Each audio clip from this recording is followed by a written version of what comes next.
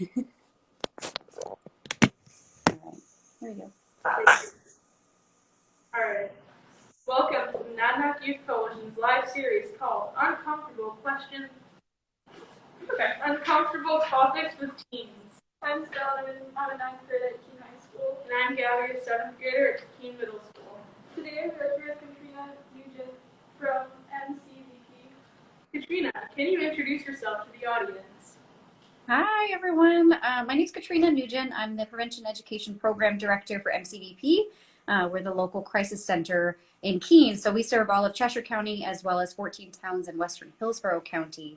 And basically what we do is we help people to process through relationship violence, sexual violence, child abuse, stalking, human trafficking.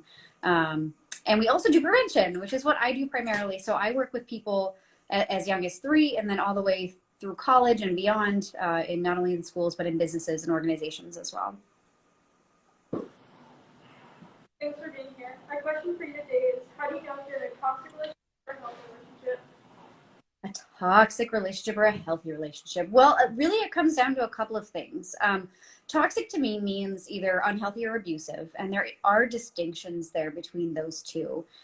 So normally if we're in an unhealthy relationship, it's one that is just really disrespectful, like people, and two people can treat each other in a disrespectful way. So, you know, just not being considerate of each other's time and maybe not always considering each other's feelings, you know, lying to each other. Those are really, you know, not communicating purposefully. Those are unhealthy behaviors, right? Which also could be seen as toxic.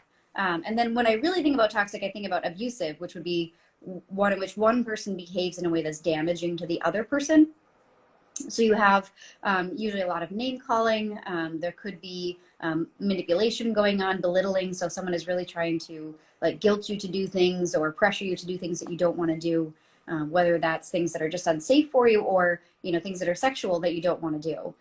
All of those would be abusive types of behaviors. And so really, how do you know if you're in a healthy relationship or a toxic one is, you know, how do you feel? How do you feel around this person? Do they make you feel like, you know, you want to be the best version of yourself, or do they make you feel like there's something wrong with you and you need to change and you're constantly not doing the right thing for them? You know, so if you're feeling like you're always walking on eggshells and you're not sure how they're going to respond to you, you're afraid that they might blow up in your face or, you know, things like that. And, you know, really, if you're not feeling heard and if you're feeling like you don't matter, then you might be in a toxic relationship. But if you're in a healthy one, then it's one where, you know, you feel really happy and loved and appreciated and respected, and you feel like you're being the best version of yourself when you're with this person. Can you explain some of the warning signs of a toxic relationship? Sure. So warning signs happen really small and get bigger. So really you'd be looking at some of those unhealthy behaviors, some of those disrespectful behaviors that start to just cross the line a little bit, right? So you'd have a lot of boundary pushing, those little, you know, sort of disrespectful, snarky remarks turn into like humiliation, turn into name calling, and then, you know, either constantly making remarks about somebody's appearance or anything that they might be involved in. You start to see them put down your friends a lot and really start to try to get you to spend all of your time with them. And that can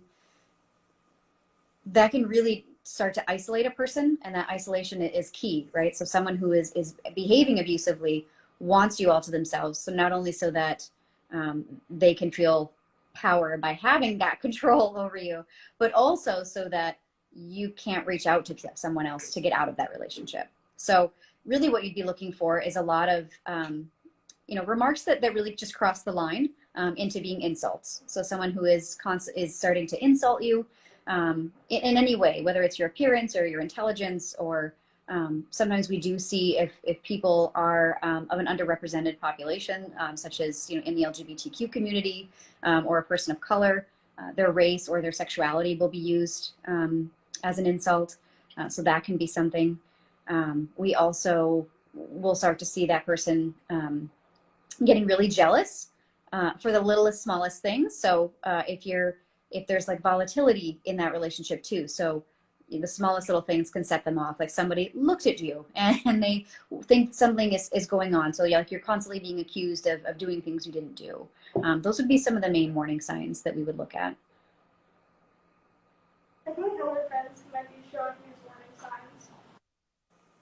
So if you have a friend who is starting to distance themselves from you after starting a new relationship, I mean, and a lot of that is common, right? So a lot of times when we do start a new dating relationship, we tend to spend a lot of time with that person. But this starts to become damaging to the friendship, right? So if this person is distancing themselves from you and like, they've blown you off a couple times, they start to spend all of their time with this other person. They're not doing the things that they normally love to do. Like maybe they're involved in sports or music or a different, community club like the Monadnock Youth Coalition. And they're not doing that anymore because they're with this other person. Then those might be some things that cause you concern. And maybe you've heard some of the insults, or maybe you're afraid that they're being physically harmed by this person. And so really what people have a tendency to do is give an ultimatum, like it's our friendship or your relationship, and that's the last thing that you want to do for them. Really what you want to do is just continually give them specific examples for the things that are concerning to you.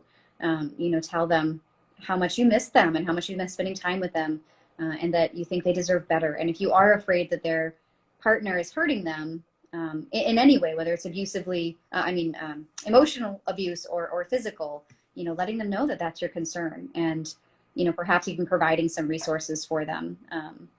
So MCVP would be a resource for anyone in the community. Anyone can use our hotline.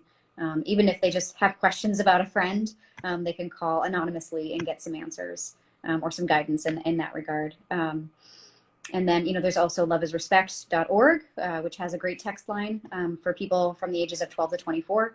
That's what they specialize in, so they can use that too. Now let's